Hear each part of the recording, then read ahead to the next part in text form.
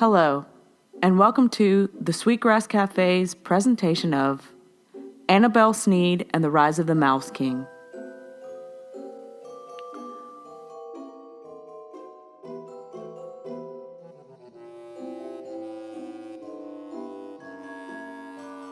Once upon a time, there was a magical kingdom in a faraway land called Pirlipat. The land was ruled by a benevolent king and his equally magnanimous queen. Once a year, they showed their generosity by throwing a royal banquet. The feast was held on Christmas Day.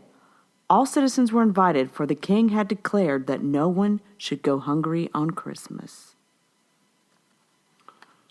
Welcome to our annual feast. Please lift your nog as we celebrate another year of prosperity and hope. Here are my dearest husband and wonderful people. Winter's bite will not stop us from dining on this delicious meal. As the fates would have it, a blustering winter wind blew in from the west, blanketing the castle with snow. Animals of the Pirlipat forest sought shelter. They were attracted to the smell of food and the warmth of the firelight. And Mouserink, the queen of the mice, was among the fauna seeking shelter that night. Don't worry, children. I hear the mighty king hands out food to everyone, even the poor. Surely he'll allow us to eat the scraps from his table. Because it's Christmas? That's all right, dear, because it's Christmas. Now, keep a watchful eye on your siblings. I shall return in a moment with food. Who dares disrupt the Christmas feast of Pirlipat? 'Tis I, Mouserink, queen of the forest, and I ask an audience with your king. Nay, I say. He is making the royal toast, and has not the time for peddling field mice. Excuse me, sir, I beg of you. Please, if only one word. Good evening. Please, don't close the door. My children are starving. If I can only have a word.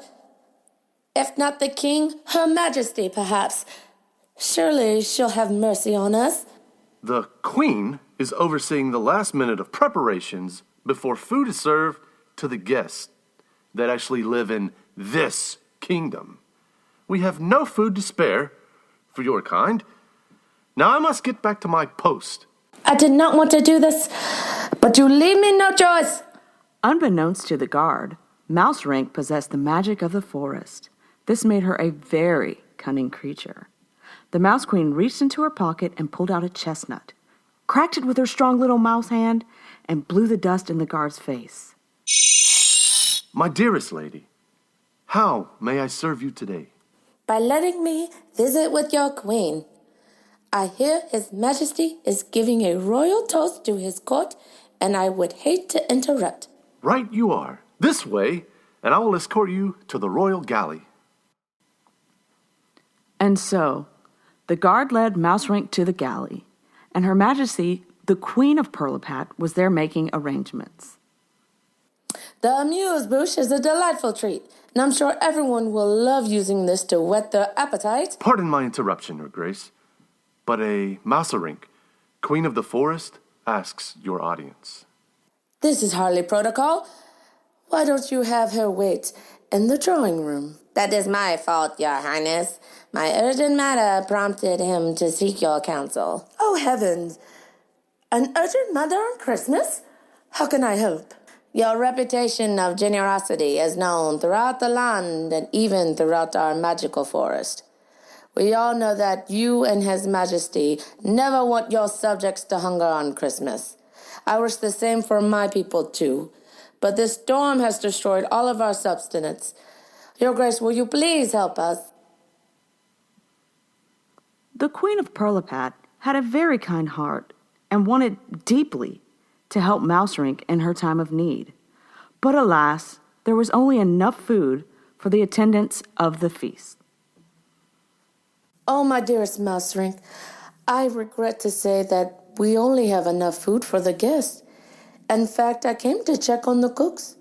All of our courses prepared, except for the sausage. Oh, please, my queen.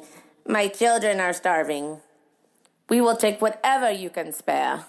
I suppose I can offer you lard from this bratwurst. The king shall be full by the final course. He tends to pad his hunger with his wine. Would 3 pounds of lard do? Your Grace, that's enough nourishment to get us through the winter. It's a Christmas miracle. Thank you. Oh, fantastic. It's an honor to serve you. Now, if you will follow my cook into the pantry, he will pack up your lard and escort you about your way. And so, Mouserink followed behind the royal cook and received 3 pounds of lard, just as the queen had promised. Mouserink and her children slept outside the castle with full bellies. Meanwhile, the royal festivities were reaching their zenith.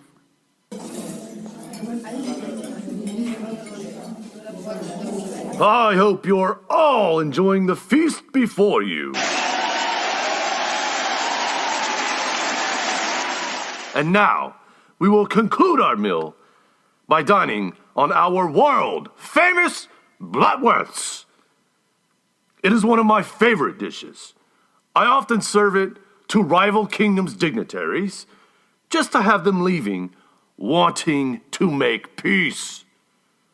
This sausage fills me with such joy, and I cannot wait to present it to you. And now, I call the charcuterier. The sausage maker came, but he had no sausage. Your Grace, I regret to say there will be no blutwurst for this year's feast. What? Your Grace, I'm afraid that I ran out of the lard needed to make your royal treat. Off with his head! The palace guards seized the royal sausage maker.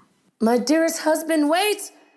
I am to blame for his execution. What madness is this you speak? I gave the Mouserink, the queen of the forest, the lard. Oh, her children are starving.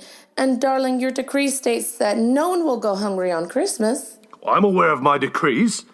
They were written for the human subjects of Pirlipat. How did that wretched field mouse get inside our home? Who was on watch? It was I who let the queen of the forest in.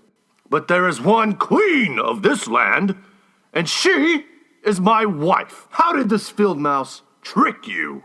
Yes, with magic, sir. I could not resist her. So, she used witchcraft to steal from our royal feast. She robs me of the precious bloodworth and takes from the mouth of my people to feed her own? My dear, please calm yourself. This feast has been lovely and will stay lovely without the bloatress. Take refuge in the fact that you've helped preserve an entire species. I will do nothing of the sort. Calamity falls upon us all. But our preparation is what makes us a strong kingdom. It is not our duty to serve anyone outside of Pirlipat. If they perish, they perish. Oh, but honey, it's Christmas. Yes, it is Christmas, and she stole from our moment of glory. Guards, find Mouserink and kill her. Mouserink and her brood slept soundly outside the castle. She awoke to the sound of the royal door opening. She heard footsteps coming and quickly thought of her next move. Tune in next week to find out what happens to Mouserink and her children. Thank you for listening.